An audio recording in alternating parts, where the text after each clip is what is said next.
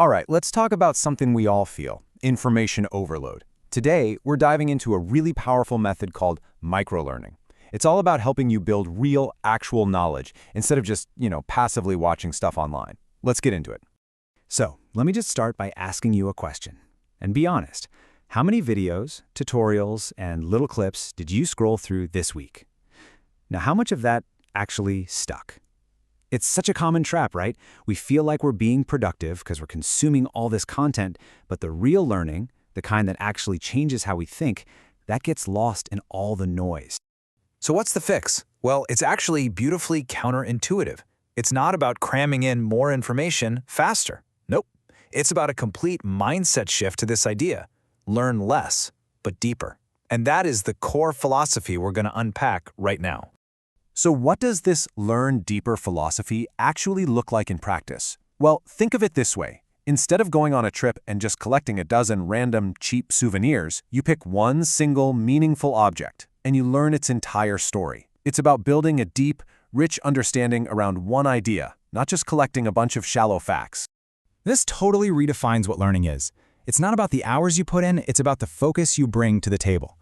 Truly meaningful learning can happen in just a few minutes if you have 3 key things: a really clear intention, some dedicated focus, and a commitment to understanding just one single idea at a time. Okay, so the philosophy is great, but how do we actually do this? Let's get super practical. I'm going to walk you through a simple 3-step method that you can start using to learn more deeply, like today.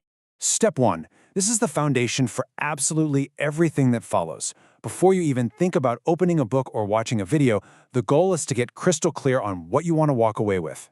Your mission here is to get incredibly specific. Don't just say, oh, I want to learn about AI. That's way too broad. Instead, you got to narrow it down. A much better goal would be, I want to understand exactly how a large language model predicts the next word in a sentence.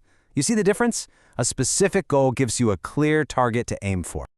Once you have that laser-focused goal, it is time for step 2. And this part isn't about just reading or watching. It's about actively processing the information to really test your own understanding and create something valuable with it.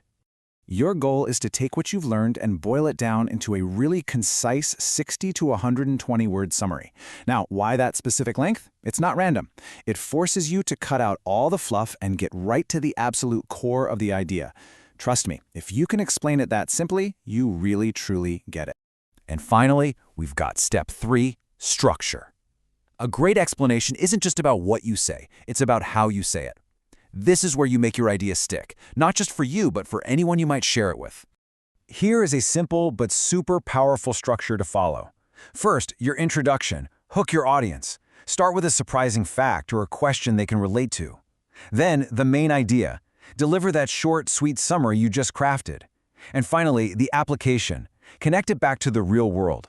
Give them a way to use this knowledge or ask a question that really makes them think. Now you might be thinking, this sounds great, but pulling key ideas from long articles or dense documents to create these little summaries, that still takes a lot of time. So is there a way to streamline this? How can you do it more efficiently? Well, this is where modern AI tools can be a total game changer. One great example is Notebook LM. You can think of it like a personal research assistant. You feed it your sources, articles, PDFs, your own notes, and it helps you pull out the key information you need to build your little micro lesson. It's almost like having a research partner. It can take a super dense 20-page report and help you break it down, pull out those core concepts, and even help you draft that 120-word explanation we talked about. It's perfect for creating these focused micro-learning moments without getting totally bogged down in the details. So now you have the philosophy and you have the method, but as you start creating your own little micro lessons, there are a few common traps that are just so easy to fall into. So let's cover what to avoid so your learning stays sharp and super effective. So what should you watch out for? First, don't just throw a wall of text to people. Focus on one core idea. That's it. Second, ditch the formal, academic, kind of boring tone. Make it conversational. Make it friendly. And most important of all, always give people a practical way to apply the knowledge. Make it useful. All right, we've covered the why and the how. Now it's time to actually put all of this into practice. So I want to leave you with a simple but really powerful challenge for you to take with you into your week. So here's the bottom line. What is the one thing you will choose to learn with real intention this week? Not 10 things, just one. Pick it, use the 3-step method we talked about, and just see how it feels. And hey, let me know in the comments what you choose. I'd love to see it.